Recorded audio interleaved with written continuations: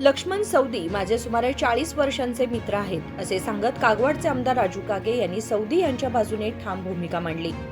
नंदू यांच्याशी आमचा कोणताही मतभेद नाही, ते त्यांच्या कामात आहेत, आम्ही आमच्या कामात आहोत, आमच्यात कौटुंबिक संबंध आहेत। सौदी यांच्यावर झालेल्या हल्ल्याच्या आरोपांबाबत मला कोणतीही माहिती नाही, मला त्याबद्दल काहीच माहिती नाही असेही कागे यांनी स्पष्ट केले। ಯಾಕೋ ಅಷ್ಟೇ ಕಷ್ಟಗಳಾಯ್ತು ವ್ಯತ್ಯಾಸ ಕಾಣ್ತಾ ಇದೆ ನೀವು ಅಂದ್ರೆ ಯಾಕೋ ನಾ ಯಾಕೆ DCC ಬ್ಯಾಂಕಿಗೆ ಬನ್ನಿ ಅನ್ನುವಂತ ಇಲ್ಲ ಅದೇನಾಗಿಲ್ಲ, ನಂದು ಅವ್ರದ್ದು 40 ವರ್ಷದ ದೋಸ್ತಿ. ನಾವು ML ಆದಾಗ ದೋಸ್ತಿ ಆಗಿಲ್ಲ, MLಗಿಂತ ಮೊದಲು ಗೆಳೆಯರಿದ್ದೀವಿ, ಗೆಳೆಯರಾಗಿ ಉಳಿದಿದ್ದೀವಿ. ನಂದು ಲಕ್ಷ್ಮಣ ಸವದಿಯವರಲ್ಲಿ ಏನೂ ಭಿನ್ನಾಭಿಪ್ರಾಯ ಬಂದಿಲ್ಲ, ಅದಕ್ಕೆ ಏನಂಥದ್ದು ನಾನು ಅವರು ಗೆಳೆಯರು ಇದ್ದೀವಿ. ಅವ್ರ ಕೆಲಸದಾಗ ಅವ್ರು ಇದ್ದವರು, ನಮ್ಮ ಕೆಲಸದಾಗ ನಾವಿದ್ದೀವಿ, ಒಳ್ಳೆಯ ಬಾಂಧವ್ಯ ಇದಾವೆ, ನಮ್ಮ ಫ್ಯಾಮಿಲಿ ರಿಲೇಷನ್ ಐತೆ ಅವ್ರದ್ದು ನಮ್ಮದು. ಅದೇನು ನಾವು ML ಆದ ಬಳಿಕ ಕುಡಿದೀವಿ ಅಂತ ಹಂಗೇನಿಲ್ಲ, ನಮ್ಮಲ್ಲಿ ಏನೂ ಭಿನ್ನಾಭಿಪ್ರಾಯಗಳಿಲ್ಲ. ಅದೇ ನನಗೆ ಗೊತ್ತಿಲ್ಲ, ನಾ ಅಂಥವೆಲ್ಲ ಆಸ್ಟಮ್ಯಾಟಿಕ್ ಸುಮ್ಮನೆ.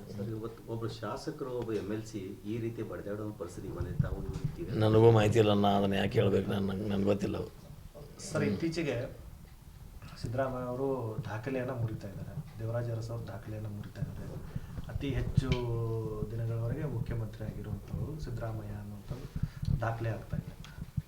ಅದೇನಾಯ್ತು ತಪ್ಪ ಇರಲಿಲ್ಲ, ನಮ್ಮವ್ರದಾರು ಮುರಿಲ್ಲ, ಖುಷಿ ಐತಿ. ನಮ್ಮವ್ರದಾರು ಅವರು ಇನ್ನು ಈಗೂ ಮುಖ್ಯಮಂತ್ರಿ ಆಗಬೇಕು, ಇನ್ನು ಮುಂದಿನ ವರ್ಷ ಸಹಿತ ಇನ್ನೂ 5 ವರ್ಷ ಹೆಚ್ಚು ಮುಖ್ಯವಾಗಬೇಕು, ಇನ್ನೂ 10 ವರ್ಷ ಅವ್ರು ಮುಖ್ಯಮಂತ್ರಿ ಆಗಿರಬೇಕು, ಒಳ್ಳೆ ಕೆಲಸ ಮಾಡಬೇಕು, ಜನಪರ ಕೆಲಸ ಮಾಡಬೇಕು ಅನ್ನೋದೇ ನಮ್ಮ ಆಸೆ, ನನ್ನ ಆಸೆ ವೈಯಕ್ತಿಕ. ಅದರ ಹೇಳೋದಂದ್ರೆ ಏನು ಮತ್ತೊಂದು ಅವೆಲ್ಲ ಅಷ್ಟು ದೊಡ್ಡ ಯಾರು ಮುಖ್ಯಮಂತ್ರಿ ಆಗಬೇಕು, ಯಾರು ಬಣ, ಇವೆಲ್ಲ ನಾವು ಯಾವ ಬಣದಾಗೂ ಇಲ್ಲ, ಯಾರು ಪರವಾಗಿಲ್ಲ, ಯಾರು ವಿರೋಧ ಇಲ್ಲ. ಫೆಬ್ರವರಿಯಲ್ಲಿ ಬಜೆಟ್ ಮಂಡನೆ ಆಗುತ್ತೆ, ಬಜೆಟ್ ಮಂಡನೆ ಆದಮೇಲೆ ಮತ್ತೆ ಮುಖ್ಯಮಂತ್ರಿ ಬದಲಾವಣೆ ಆಗುತ್ತೆ ಅನ್ನುವಂಥ ಚರ್ಚೆ. ಅದು ಅವ್ರು ದೊಡ್ಡವ್ರಿಗೆ ಗೊತ್ತದು, ನಮಗೇನು ಗೊತ್ತಿಲ್ಲ.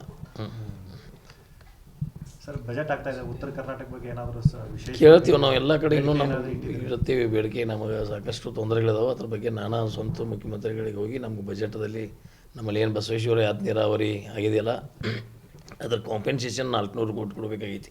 ಇನ್ನು ನಾವು ಕೆನಾಲ, ಸಬ್ ಕೆನಾಲ, ಏನು ಜಮೀನುಗಳು ಹೋಗಿದಾವಲ್ಲ, ಆ ಜಮೀನುಗಳಿಗೆ ಅದನ್ನು ಬಜೆಟದಲ್ಲಿ ಕೊಡ್ರಿ. ಮತ್ತು ಕೆರೆ ತುಂಬಿ ಯೋಜನೆಗಳು ನಮ್ಮಲ್ಲಿ ಪ್ರಾರಂಭ ಆಗಿದಾವೆ, ಅದಕ್ಕೂ ನಮ್ಗೆ ದುಡ್ಡು ಬಿಡ್ರಿ ಅಂತೇಳಿ ಸಾಕಷ್ಟು ಶಿಕ್ಷಣ, ಆರೋಗ್ಯ ಎಲ್ಲದಕ್ಕೂ ನಮ್ಗೆ ಹೆಚ್ಚಿನ ದುಡ್ಡು ಈ ಭಾಗದಲ್ಲಿ ಕೊಡ್ರಿ ಅಂತೇಳಿ ಕೇಳ್ತಾ ಇದ್ದೀವಿ. ಸರ್, ಈ ಹಿಂದೆ ಉತ್ತರ ಕರ್ನಾಟಕದ ಬಂದಾಗ ಕತ್ತಿಯವರು, ಉಮೇಶ್ ಕತ್ತಿಯವರು ಈ ಭಾಗದ ಸಮಸ್ಯೆ ಸಂಬಂಧಪಟ್ಟಂತೆ ಧ್ವನಿ ಎತ್ತಿದ್ದಾರೆ ಸರ್. ಇತ್ತೀಚೆಗೆ ನೀವು ಉತ್ತರ ಕರ್ನಾಟಕ ಭಾಗದ ಒಂದು ಆಶಾಭಾವಾಗಿದ್ದೀರಿ ಸರ್.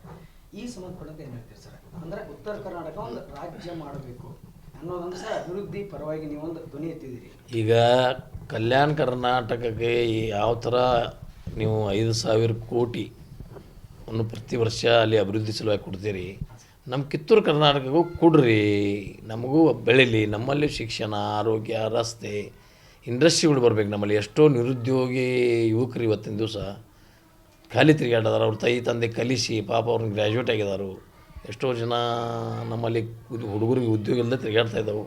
ಈ ಕಡೆಗೆ ಇಂಡಸ್ಟ್ರಿ ಬರಬೇಕು, ಇಂಡಸ್ಟ್ರಿ ಬೆಳಿಬೇಕು, ನಿರುದ್ಯೋಗ ಹೋಗಬೇಕು, ಮತ್ತು ಜನ ಎಲ್ಲರೂ ಸುಖ ಶಾಂತಿ ಇರಬೇಕು, ನಮಗೂ ಎಲ್ಲ ಸೌಲಭ್ಯಗಳು, ನೀರಾವರಿ ಇರಲಿ, ಎಲ್ಲ ಸಿಗಬೇಕು ಅನ್ನುವಂಥ ಉತ್ತರ ಕರ್ನಾಟಕಕ್ಕೂ ನಮಗೂ ಕಿತ್ತೂರು ಕರ್ನಾಟಕಕ್ಕೆ ವಿಶೇಷ ಅನುದಾನ ಕೊಡ್ರಿ ಅಂತೇಳಿ ಬೇಡಿಕೆ ನಮ್ಮದು. ಸರ್, ಎಲ್ಲೋ ಒಂದು ಕಡೆ ಬೇಜವಾಬ್ದಾರಿ ಇತ್ತು ಉತ್ತರ ಕರ್ನಾಟಕ ಶಾಸಕರಲ್ಲಿ ಅಂತಂದ್ರೆ ಇವ್ರು ಹೇಳ್ತಾರೆ, ವಿಜಯಪುರ ಶಾಸಕ ಯತ್ನಾಳ್ ಅವರು ಅಲ್ಲಿ ಹೋಗಿ ಅವರು ಇಸ್ಪೀಟ್ ಆಡ್ಕೊತ್ಕೊಂಡಿರ್ತಾರೆ, ಹೊರತಾಗಿ ಇಲ್ಲಿ ಅಭಿವೃದ್ಧಿ ಪರ ಚರ್ಚೆ ಮಾಡಲ್ಲ. ಯಾರು ಇಸ್ಪೀಟ್ ಆಡ್ತಾರೆ?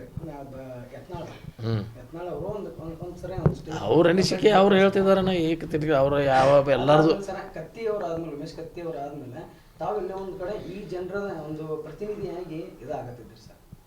ನಾ ಏನು ಅದನ್ನು ಲಾಭ ಪಡ್ಕೋಬೇಕು, ರಾಜಕೀಯವಾಗಿ ಮಾಡಬೇಕು, ನಾ ಅದನ್ನು ಒದ್ರೆ ಹೇಳಿ ನಾ ಮಂತ್ರಿ ಆಗಬೇಕು, ಒದ್ರೆ ಹೇಳಿ ನಾವನ್ನ ದೊಡ್ಡವರಾಗಬೇಕು, ಮುಂದಿನ ಸಲ ಮತ್ತು ಇದನ್ನು ಇಟ್ಕೊಂಡು ಮತ್ತೆ ಗೆದ್ದು ಬರಬೇಕು ಅಂಥದ್ದೇನು ನಡೆದಿಲ್ಲ.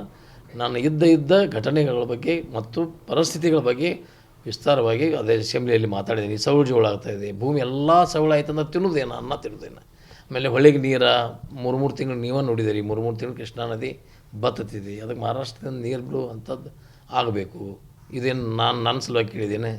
ಬಸವೇಶ್ವರ ಯಾತ್ನಾಳೆ ತುರುತಾಗಬೇಕು, ಜನರಿಗೆ ನೀರು ಸಿಗಬೇಕು, ಶಿಕ್ಷಣದಿಂದ ನಾವು ಮುಂದೆ ಬರಬೇಕು, ಇದೇ ಹೇಳಿದ್ದೀವಿ. Okay, thank you. राजकीय फायद्यासाठी किंवा मंत्रिपदाच्या इच्छेसाठी बोललेले नाही, या भागातील परिस्थितीबाबत मी विधानसभेत सविस्तरपणे मांडणी केली आहे असेही ते म्हणाले. अजित खोत, KMM मराठी, चिकोडी.